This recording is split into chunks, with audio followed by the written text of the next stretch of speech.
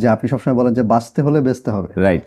So ভাই এই ফিলোসফিটা যদি একটু আমাদেরকে বোঝায় বলতেন। প্রথম কথা হচ্ছে সেলসম্যান তারাই যারা নিজেদেরকে কনফিডেন্টলি সবার সামনে উপস্থাপন করতে পারে। পৃথিবীতে সেলস একমাত্র খেলা যেখানে একই সাথে দুই পক্ষ জিততে পারে।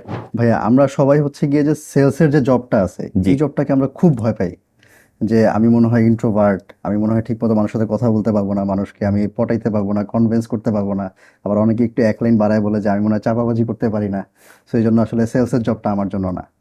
বাট আপনার একটা কথা ভাই আমি বেশ কয়েকবার শুনছি, তো এই জন্য আসলে আমি ওটা কোট করতেছি, যে আপনি সবসময় বলেন যে বাঁচতে হলে বেচতে হবে। রাইট। সো ভাই এই ফিলোসফিটা যদি একটু আমাদেরকে বোঝায় বলতেন। বিষয়টা এরকম যে আমরা জন্ম থেকে মৃত্যু পর্যন্ত পৃথিবীর বুকে যে বিচরণ করে বেড়াই, প্রত্যেকটা মানুষ আসলে নিজেদেরকে বিক্রি করে বা বেচেই, কথাটা শুনতে খারাপ লাগলেও নিজেকে বিক্রি করে আমরা টিকে থাকি।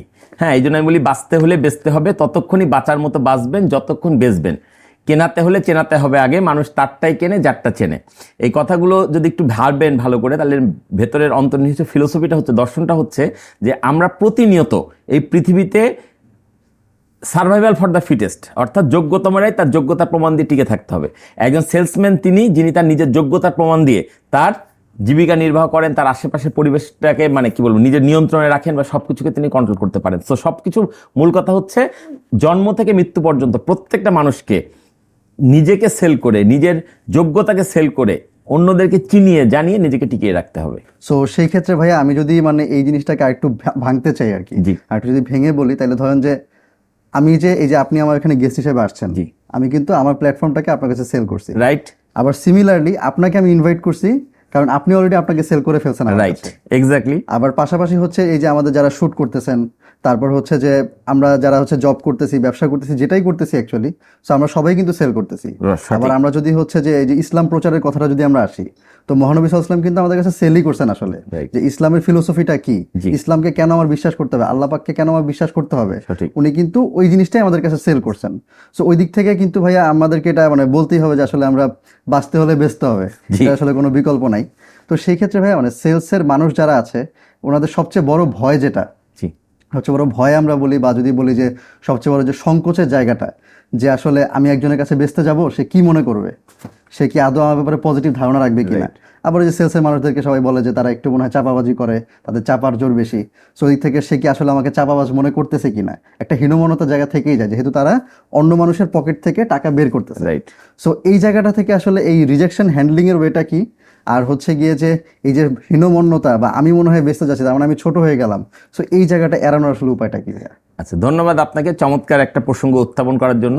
প্রথম কথা হচ্ছে সেলসম্যান তারাই যারা নিজেদেরকে কনফিডেন্টলি সবার সামনে উপস্থাপন করতে পারে।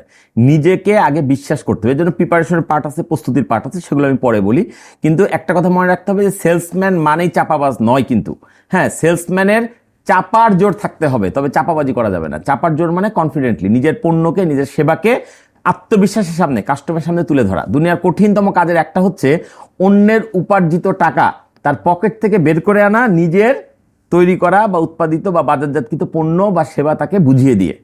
আমি যখন পণ্যটা তৈরি করি তখন কিন্তু আমি উৎপাদক হিসাবে জনে জনে কাস্টমারের কাছে পারমিশন নিয়ে তৈরি করি না, বা তাদেরকে আগে জিজ্ঞেস করি না, ভাই এটা আমি তৈরি করছি, তোমার লাগবে কিনা। কিন্তু আমি তৈরি করার পর ওইটা আমি বিক্রি করি, আবার বিক্রি করে কাস্টমারের পকেট থেকে, ক্রেতার পকেট থেকে তার কষ্টার্জিত টাকা বের করে আনি। তাহলে এই কাজটা কিন্তু এত সহজ হওয়ার কোনো কারণ অবশ্যই না। এই কাজটা করতে হলে যে কাজটা করতে হবে সেটা হচ্ছে কাস্টমারের বা ক্রেতার মনোবাঞ্ছাটা বুঝতে হবে, ইচ্ছাটা বুঝতে হবে। পৃথিবীতে যে কোনো খেলা যখন অনুষ্ঠিত হয় তখন দুই পক্ষ থাকে, এক পক্ষ জেতে, শেষে এক পক্ষ হারে, রাইট?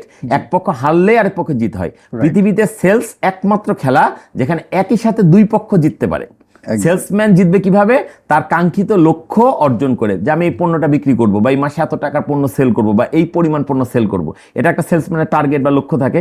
সেলসম্যান যখন সেই লক্ষ্যটা অর্জন করে ফেলে তখন তিনি নিজেকে জয়ী মনে করেন। একই সাথে ওই পণ্যটা যারা কেনেন তারা আবার নিজের চাহিদার অনুযায়ী পণ্য পেয়ে নিজেকে ধন্য মনে করে। সো সেলস একমাত্র খেলা যেই খেলায় একসাথে উভয় পক্ষ জিততে পারে। সুতরাং এখানে হতাশ হওয়ার কিছু নাই, ফ্রাস্ট্রেশনে ভোগার কিছু নাই, হীনমন্যতার তো প্রশ্নই আসে না। আগে আপনি নিজের বিবেককে প্রশ্ন করেন একজন সেলসম্যান হিসেবে, যে আমি কি মানুষের উপকার করছি না খারাপ করছি। পৃথিবীতে ব্যবসা কোত্থেকে আসলো? ব্যবসা আসলো হচ্ছে মানুষের সমস্যার সমাধান থেকে। প্রত্যেকটা মানুষ বা প্রত্যেকটা সমাজে চলতে গেলে কিছু না কিছু সমস্যার মধ্যে আছে। এই সমস্যার সমাধানের উপায়গুলোই বিভিন্ন পণ্য বা বিভিন্ন সেবা।